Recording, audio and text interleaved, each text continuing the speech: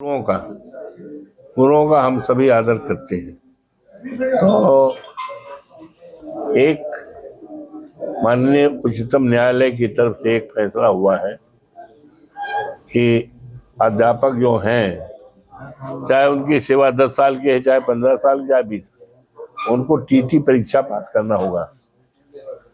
तो माननीय उच्चतम न्यायालय के इस आदेश के कोई हमारा कमेंट नहीं है, ना आलोचना है, क्योंकि हम लोग तो न्यायालय का आदर करते हैं, सम्मान करते हैं, संविधान का आदर करते हैं, सम्मान करते हैं।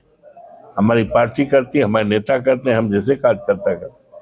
तो न्यायालय के इस आदेश पर कि शिक्षकों को टीटी पास करना पड़ेगा, चाहे 10 साल की नौकरी, चाहे 20 साल की, जबकि उस समय जब भर्ती हुए हैं तो उस समय की जो सेवा शर्तें थी, उन सेवा शर्तों को पूरी तरह से फुलफिल करने के बाद ही उनका अपॉइंटमेंट हुआ है। तो अब उनको फिर जब रिटायर होने जा रहे हैं तो फिर टीटी परीक्षा, तो कितना अभी आईएएस, कोई बड़ा सीनियर आईएएस हो, 15-20 साल की, 25 साल की सर्विस हो, आवाज कह दिया जाए आईएएस की परीक्षा कंपटीशन, तो मुश्किल होगा ना।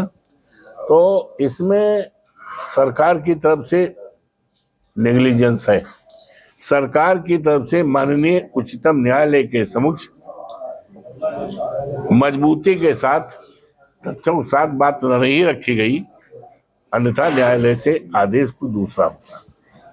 हमें न्यायालय के मौजूदा आदेश पर कुछ नहीं कहना है। केवल हम आज इसलिए कि सरकार जो है माननीय उच्चतम न्यायालय के समक्ष पुनर्विचार याचिका पूरी तरह से सम्यक विचारधारा करके, विचार करके ले आवे। और मुझे उम्मीद है न्यायालय पर कि न्याय हित में हमेशा हमारे देश की न्यायालय का सर्वोच्च स्थान रहा है, रहेगा। और उससे जो आज 20 लाख इस देश में शिक्षक प्रभावित हो जाएंगे, उत्तर प्रदेश में 2 लाख। अब एक परिवार में अगर 5 ही सदस्य मानिए तो 1 करोड़ हो गए देश में। देश में 1 करोड़ हो जाएंगे, क्योंकि देश में 20 लाख शिक्षक हैं।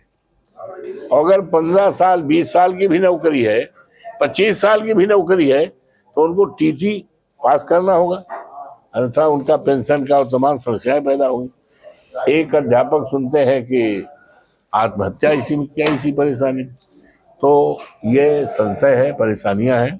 तो इसलिए आज प्रेस करने का उद्देश्य ये रहा कि सरकार माननीय उच्चतम न्यायालय के सामने पुनर्विचार याचिका लावे, और इसके संबंध में हम देश के शिक्षा मंत्री से भी मिलेंगे और देश के प्रधानमंत्री से भी मिलेंगे, और अपने नेता से पहले माननीय राष्ट्रीय अध्यक्ष जी से।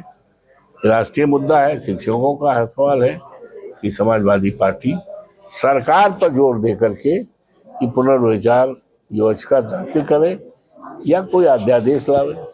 तो इसीलिए, और सदन चलेगा पार्लियामेंट का, तो उसमें भी सरकार पर हम लोग दबाव डालेंगे, सरकार के सामने बात रखेंगे कि जनहित का मामला है, लोकहित का मामला है, शिक्षकों का है। और ऐसे मामले में माननीय उच्चतम न्यायालय के सामने सरकार पूरे तथ्यों के सामने लाकर तैयारी करके माननीय उच्चतम न्यायालय में जाए पुनर्याचिका के लिए, इसीलिए बुलाया। इसके अलावा आपके संसदीय क्षेत्र में